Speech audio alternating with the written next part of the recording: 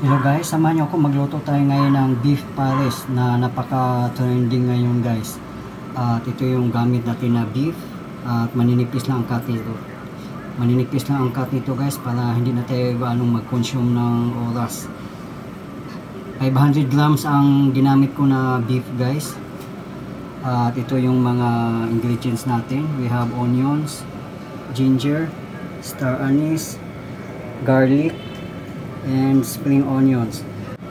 Gagamitin tayo ng Knorr cubes guys para buong buo ang lasa ng beef. Aside from that guys, gagamitin tayo ng black pepper, soy sauce, at saka brown sugar, at pati na rin salt. Yan guys, napakadali lang tong lutuin guys. Guys, nag-init na ako guys. Andito na tayo sa kawali at naglagay na ako ng oil. Yan, unahin natin yung garlic guys. Igisahin muna natin. Isunod na natin ang onion. Pati na rin ginger. Pagsamahin na natin guys.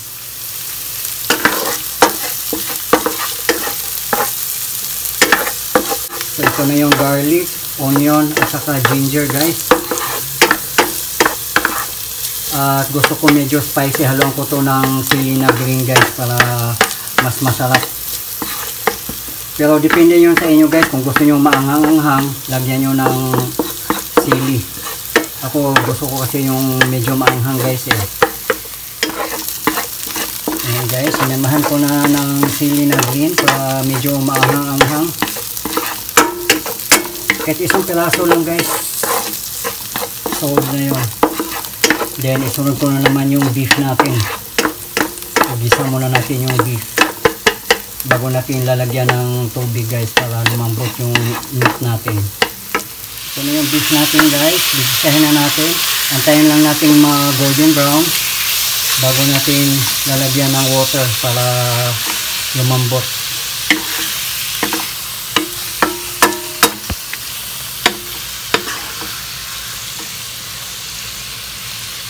Pero pwede kayong gumamit guys kung kahit anong part ng beef. Pero yung pinili ko guys yung naka-cut na ng mga maninipis para madaling lumambot. Siguro mga 30 minutes to 40 minutes malambot na to guys.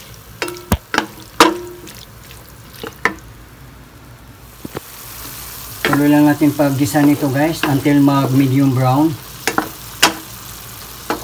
Yan guys, malapit na to guys oh.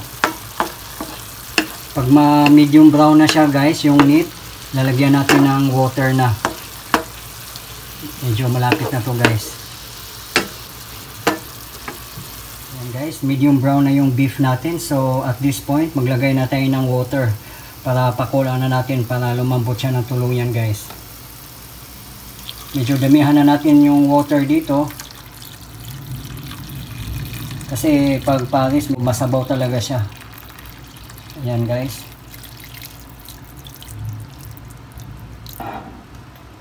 Pakuluan lang natin to ng mga 30 to 45 minutes. Pwede na guys kasi maninipis lang yung cut ng beef natin.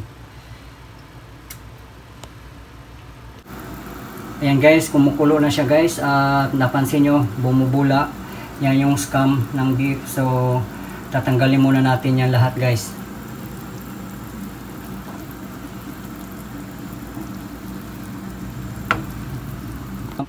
Yan na guys, natanggal ko na yung scum guys. At this point, ihalo na natin yung star anise. Ayan. So enough na yan guys. Kasi masyadong malasa yung star anise. At saka ihalo na rin natin yung Knorr beef cubes. Ayan guys, isa lang guys. So, in-adjust ko na rin yung apoy natin. Nasa low na yung apoy natin guys kasi kumukulo naman na siya. Takpan muna natin to guys until lumambot yung meat natin.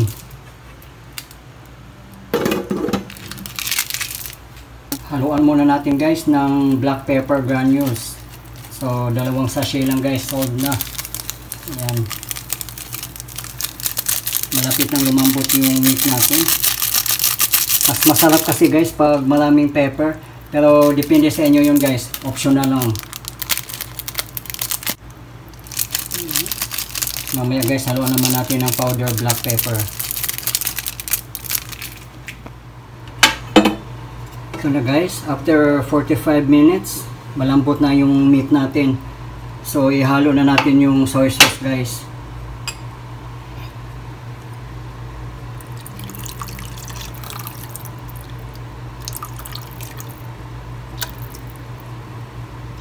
And sugar, brown sugar guys, pati salt. Ito, halo na natin. And ground black pepper.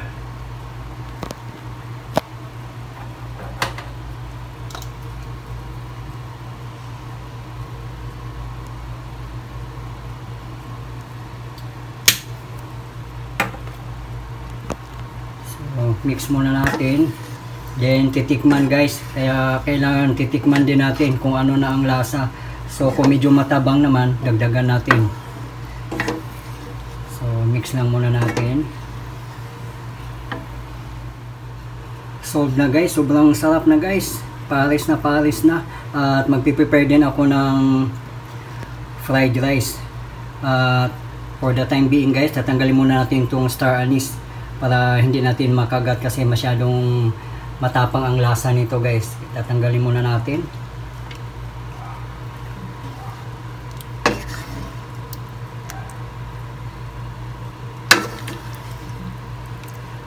At dalawang piraso na yung ginamit natin dito. Kailangan matanggal natin yun. Ito yung isa. Ito guys. Tabi na muna natin yan. Ayan, since nakita nyo guys, no, medyo malabnaw siya. Syempre, hindi naman ito magiging pares kung hindi malapot yung sabaw niya. So, gagawa tayo ng slurry. Ang gagamitin natin guys, cornstarch lang at haluan natin ng tubig. Ito na yung cornstarch natin guys, mampalapot ng pares natin. Ayan, halo muna natin.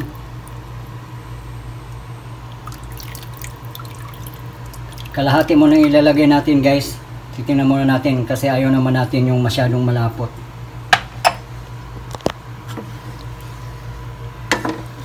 Pero depende sa inyo guys ha, kung gaano kalapot ang gusto nyo. Pero sa akin guys, yung katamtaman lang. So ito medyo hindi pa lumapot. So ubusin na natin to guys.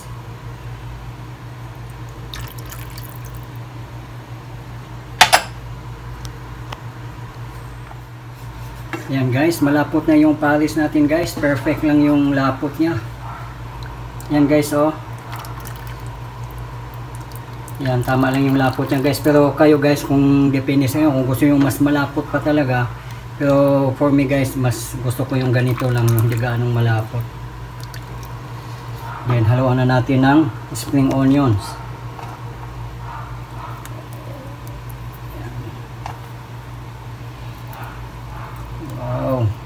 Ang bango-bango guys, ang sarap, nakakagutom.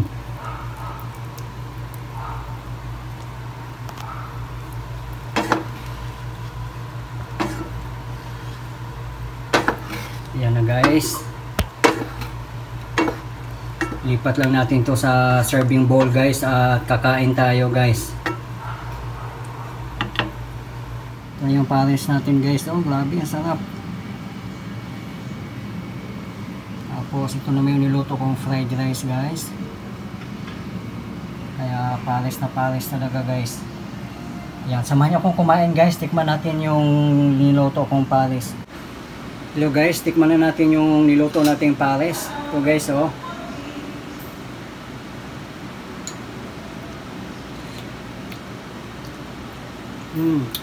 Grabe guys, sabaw pa lang guys, ulam na.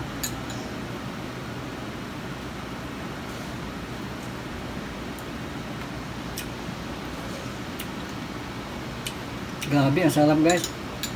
At niluto din ako ng fried rice. Perfect to sa fried rice para magiging pares. Ayan.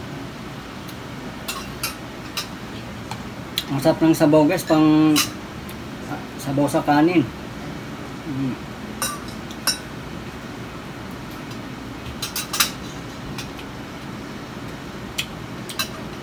Perfect guys. At napakadali niyang lutuin guys. At kunti lang din ingredients. Kaya sulit na sulit. Okay guys, thank you so much guys for watching. Bye.